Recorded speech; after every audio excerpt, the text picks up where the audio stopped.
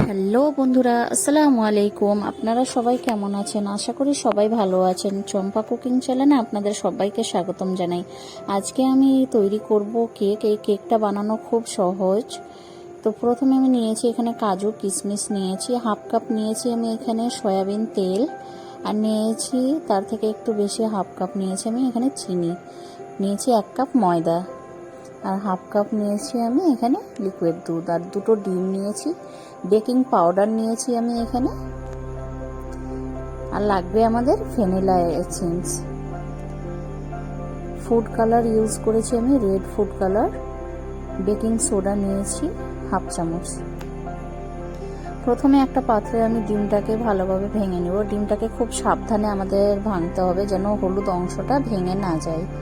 তো দেখুন আমি কিভাবে ভেঙে নিচ্ছি ডিমটাকে। ডিমটা আমার ভাঙা হয়ে গেছে। এখন আমি হলুদ অংশটাকে তুলে আলাদা করে দিচ্ছি।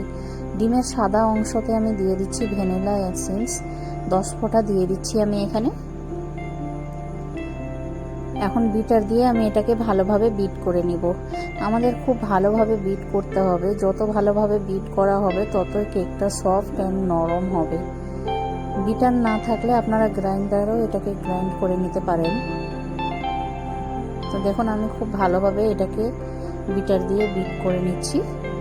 একটা ফোম রেডি করে নিচ্ছি আমি। দেখুন ফোমের মতো হয়ে এসছে। এখন আমি এতে দিয়ে দিচ্ছি ডিমের হলুদ অংশটা। এটাকে দেওয়ার পরেও আমি ভালোভাবে বিটার দিয়ে বিট করে নিচ্ছি। এখন আমি অ্যাড করছি এতে চিনি। চিনিটা আমি একেবারে অ্যাড করছি না, একটু একটু করে দিচ্ছি, আবার বিটার দিয়ে ভালোভাবে বিট করে নিচ্ছি। ঠিক এরকমই করতে হবে, একেবারে দেওয়া যাবে না, একটু একটু করে দিয়ে আবার বিটার দিয়ে ভালোভাবে বিট করতে হবে।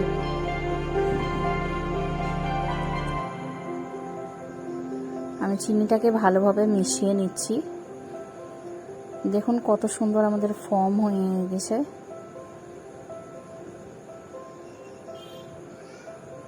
এখন এতে আমি অ্যাড করে দিচ্ছি দুধ। যে হাফ কাপ দুধটা নিয়েছিলাম সেটাকে দেওয়ার পরেও আমি ভালোভাবে বিটার দিয়ে বিট করে নিচ্ছি।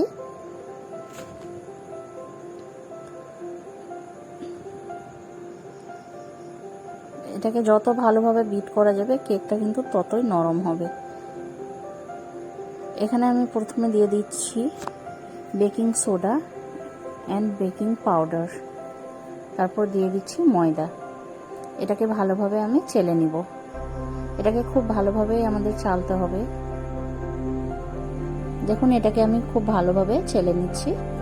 আমার চালা হয়ে গেছে। আরও একবার আমি এটাকে ভালোভাবে বিট করে নিচ্ছি ব্যাটারটাকে। তাতে অ্যাড করে দিচ্ছি আমি এখন সয়াবিন তেল। তেলটা দেওয়ার পর আমি ভালোভাবে বিট করে নিয়েছি। এখন আমি এতে অ্যাড করছি ময়দা। ময়দাটাকে দিচ্ছি আর ভালোভাবে নাড়াচাড়া করে মেখে নিচ্ছি। এটার আমাদের একটা ব্যাটার রেডি করতে হবে।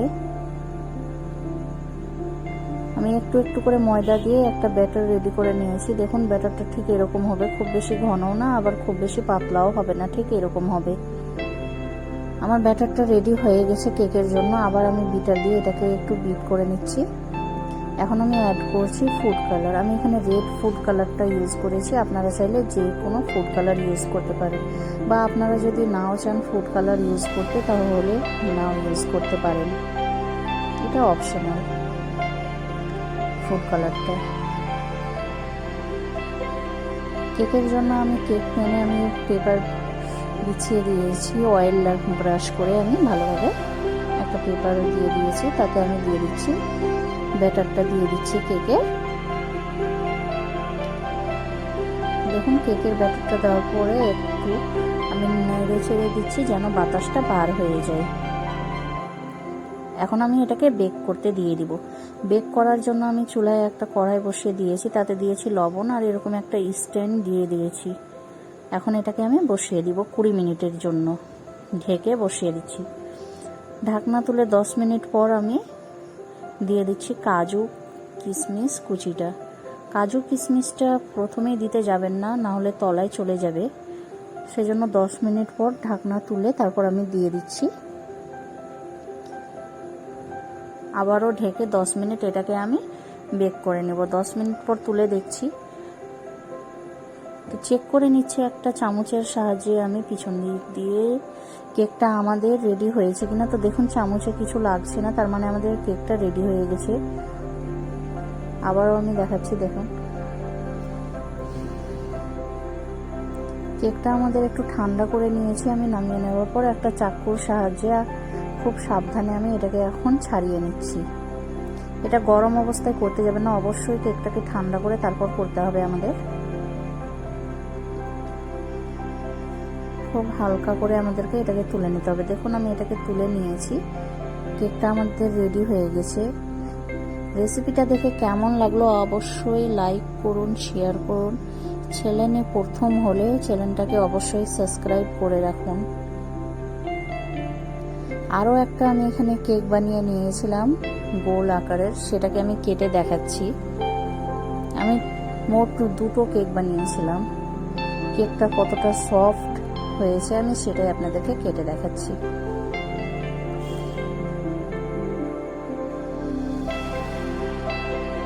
দেখুন কেকটা খুবই নরম হয়েছে, সফট হয়েছে, একেবারে পারফেক্ট কেক রেডি হয়েছে। এটা আমাদের কত নরম, দেখে খুব লোভনীয় মনে হচ্ছে, খেতে ভীষণ মজার হয়েছে কেকটা। বাড়িতে অবশ্যই একবার রেসিপিটাকে ট্রাই করে দেখুন, খুব সহজেই তৈরি হয়ে যায়।